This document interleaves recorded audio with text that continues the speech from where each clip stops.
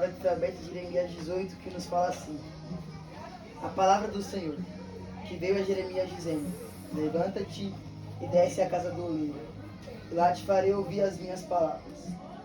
E desci à casa do oleiro, e eis que ele estava fazendo a sua obra sobre as rodas, como o vaso que ele havia feito de barro se quebrou na mão do oleiro, tornou-se a fazer ele de novo, conforme o que lhe pareceu bem aos seus olhos fazer. Então veio a palavra a mim do Senhor, dizendo: não poderei fazer de vocês como fez este oleiro, ó casa de Israel.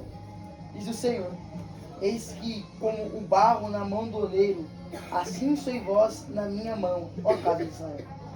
No momento em que falar contra a nação e contra o reino para arrancar, e para derribar, e para destruir.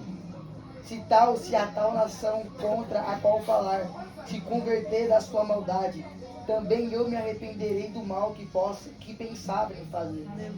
E no momento em que falar de uma gente, de um reino, para edificar e para plantar, se ela fizer mal diante dos meus olhos, não dando ouvido à minha voz, então eu não me arrependerei do mal que tinham de lhe fazer.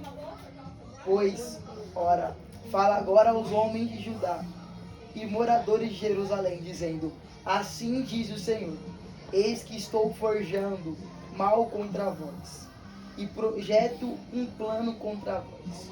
Convertei-vos, pois agora, cada um no seu mau caminho, melhorai-vos em vossos caminhos e em vossas ações.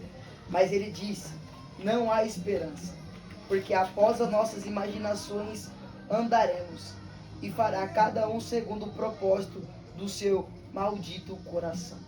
Meu Deus.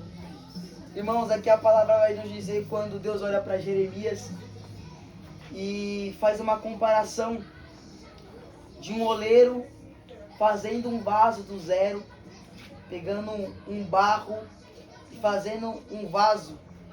E a Bíblia diz que quando aquele vaso estava pronto, o vaso se quebra na mão do oleiro.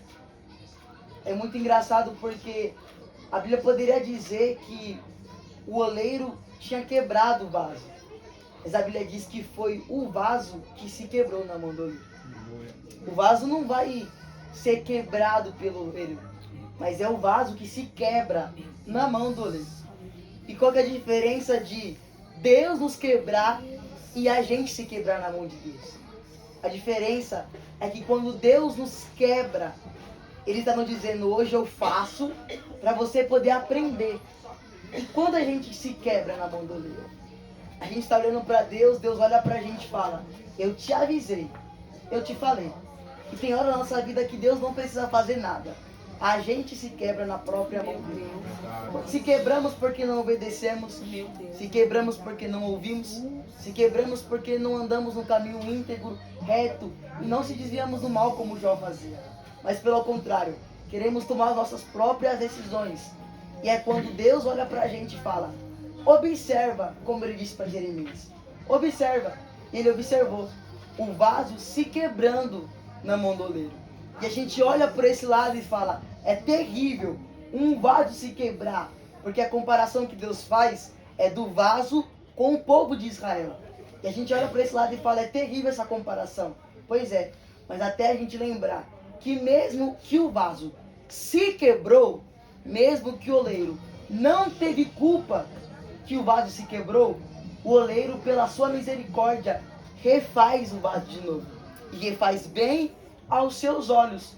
Ou seja, mesmo quando nós se quebramos e Deus não tem culpa, porque Deus avisou, pela sua infinita misericórdia, Ele continua e nos refaz. Nos refaz de um jeito melhor, nos refaz ouvindo mais a Ele, nos refaz obedecendo mais a sua voz. E nesta noite, não sei se você veio aqui procurando uma resposta ou pensou que iria sair sem ela, mas a resposta de Deus hoje para a sua vida é: independente de tudo, eu ainda serei misericordioso para te refazer. Irei te refazer melhor. Irei te refazer com mais força. Irei te refazer com mais vontade de orar. Irei te refazer com mais vontade de buscar. Então você chegou aqui quebrado. E é por isso essa palavra para você. Tá quebrado, mas eu vou te refazer. Situações da sua vida te quebrou, mas eu vou te refazer. A sua própria desobediência da minha voz te quebrou, mas hoje eu, com a minha infinita misericórdia, te refaço e te refaço de um jeito melhor.